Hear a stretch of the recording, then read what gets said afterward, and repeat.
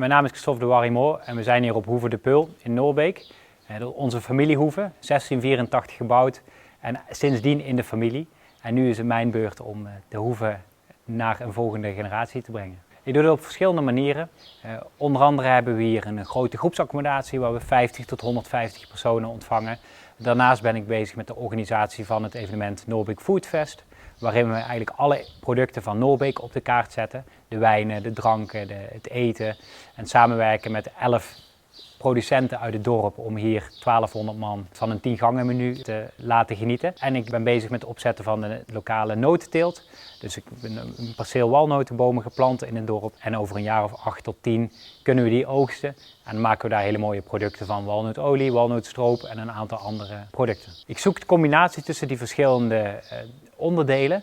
Omdat ik denk dat een boerderij een voedselfunctie nodig heeft. We hebben hier toerisme, maar het is ook mooi om die jongeren, wat het veel zijn, jeugd en jongeren ook te betrekken in het landschap, in de omgeving, in de producten van die omgeving. En eigenlijk stil te laten staan bij wat hier allemaal voor moois groeit. Slow food is natuurlijk iets wat ik tot in de kern doe met de producten die ik maak. Sita Slow is daarin een hele mooie manier om eigenlijk dit landschap te etaleren.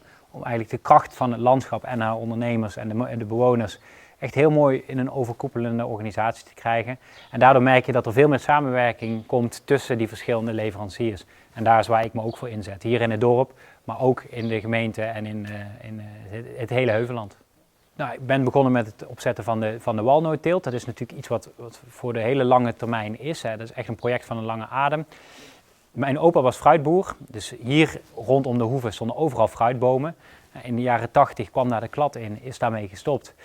Dus sindsdien heeft deze boerderij geen voedselfunctie meer. En door weer te starten met die noten creëer ik eigenlijk een variant van die fruitteelt. En zorgt ervoor dat er meer bomen geplant worden in dit landschap. En meer bomen betekent meer groen, meer bomen betekent meer water vasthouden.